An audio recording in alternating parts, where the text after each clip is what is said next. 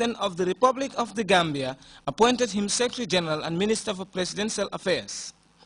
The statement was made by the Mayor of the Kanifing Municipality and National Mobilizer of the ruling Alliance for Patriotic Reorientation and Construction, Yankuba Koli, whilst addressing a meeting that attracted district chiefs, governors and APRC heavyweights. The program was held by the fellow community of Nokunda in Baribu to confer the honorary title of Father on the Presidential Affairs Minister, Momodu Sabali.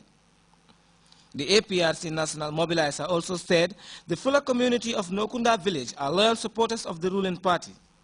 Koli thanked the Nokunda fuller community for their trust in the Secretary General and encouraged them to be active and good citizens. For the Paramount Chief, the decision to confer the honorary title on the Secretary General and Minister for Presidential Affairs is a step in the right direction. The Paramount CFO also said President Jammeh's decision to elevate Mr. Sabali is commendable. Sanyan thanked the fuller community of Nokunda village for their unalloyed support for the President and the ruling party. Famarakani, Grts News. Meanwhile, all APRC militants and officials selected to perform the Hajj this year, especially those residing in the provinces, are advised to liaise with the APRC Bureau for information regarding their Hajj arrangements.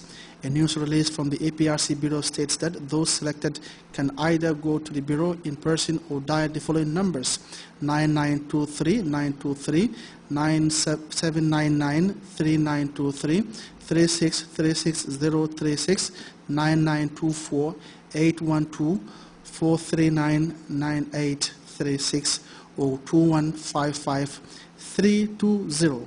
The dispatch also states that as a matter of urgency, the intended pilgrims are required to produce a valid Gambian passport, 4 passport-size photographs, and a vaccination card. All APRC prospective pilgrims are invited to an urgent meeting at the APRC Bureau in Kanifing on Thursday, 19th September 2013 at 12:30 p.m. The release ends. The Ministry of Health and Social Welfare and the WHO recently organized a 4-day seminar on tobacco control. The interface forms part of efforts to curb the devastating effects of tobacco consumption. Uminjai has that story. For the arrest of millions of lives across the globe, and the Gambia is no exception. The 2010 countrywide assessment conducted by the Health Ministry in collaboration with the World Health Organization revealed worrying statistics which indicated over 31% of the adult population aged between 25 to 34 years smoke cigarettes. Health experts consider this situation a great concern, prompting this 4-day seminar premised on the need to control the consumption of tobacco in the country. The forum is a perfect opportunity for health experts and stakeholders to assess the status of the country in terms of tobacco consumption, as well as generate support for a comprehensive national tobacco control strategy.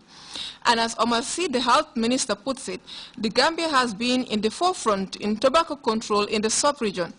The Minister of Health is very much aware of the complexities surrounding tobacco control and believes that no single agency or entity can tackle this complexity alone. Effective tobacco control, therefore, requires coordinated multi-sectoral action. Momodu Sy from the World Health Organization Country Office described the initiative as vital in the growth of multi-sectoral and global efforts to curb tobacco usage. Clearly demonstrates growing multi-sectoral efforts, clearly visible in the Gambia, geared towards tobacco control. The different faces and backgrounds in this room are an indication that the Gambia is indeed sensitive to the multi-sectoral push needed and recommended for effective tobacco control, and more so for the implementation of the WHO Framework Convention on Tobacco Control, the WHO FCTC. William reaffirmed the World Health Organization's commitment to recommend the most effective strategy in the implementation of tobacco control in the country. In this workshop, I think our biggest expectation is that this statement WHO representative aside to ensure that we are able to get a roadmap for enforcement and compliance of the existing laws, to be able to raise good awareness about tobacco control generally, also the Framework Convention, and try to also get a roadmap on how we're going to proceed in achieving a number of individuals, especially taxation, plan and enforcement of the existing legislation, and also adoption of regulations to enforce some of those acts which are in existence. Since statistics in the 2010 conducted tobacco control country report indicated that tobacco is responsible for 5% of all deaths due to non-communicable diseases in adults aged 30 and above. This intervention by the Health Ministry and WHO to control the epidemic could not have come at a better time.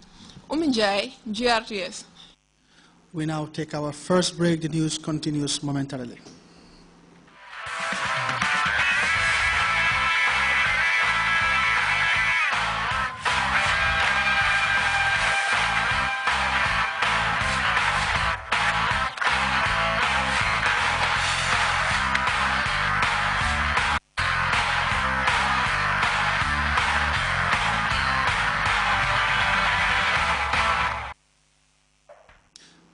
Welcome back. In Egypt, another high-profile member of the Muslim Brotherhood is under arrest, according to a state-run newspaper.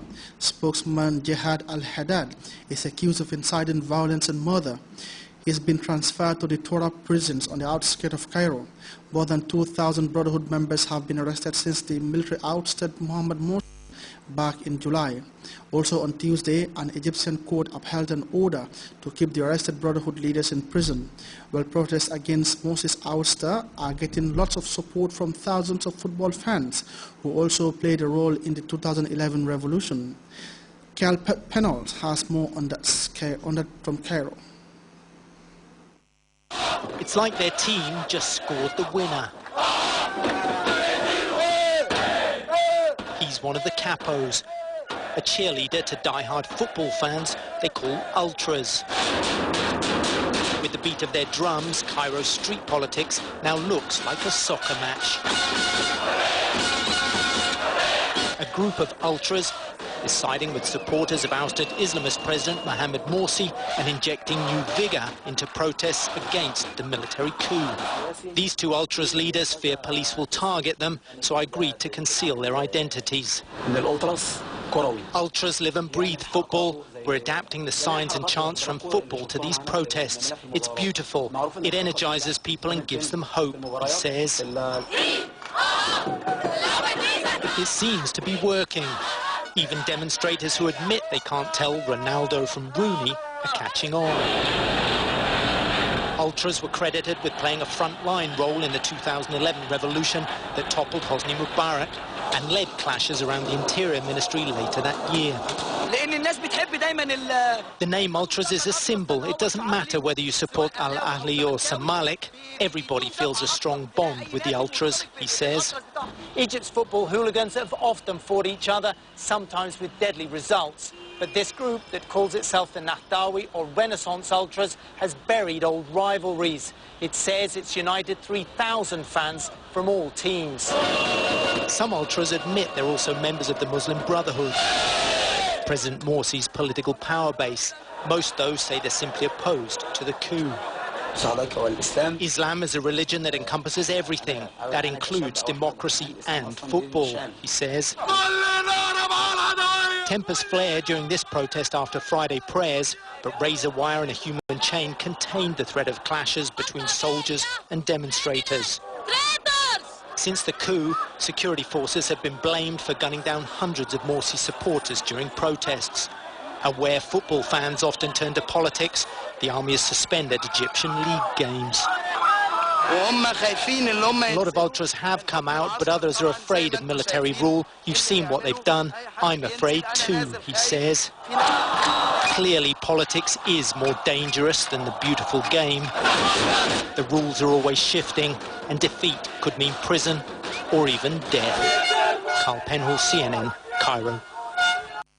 Investigators in the U.S. still have no motive for Monday's massacre at the Washington Navy Yard. New details have emerged about the gunman, Aaron Alexis. He recently told police he believed he was being followed and was hearing voices. Alexis shot and killed 12 policemen before he was killed in a confrontation with police. Pamela Brown gives the latest on the ongoing investigations.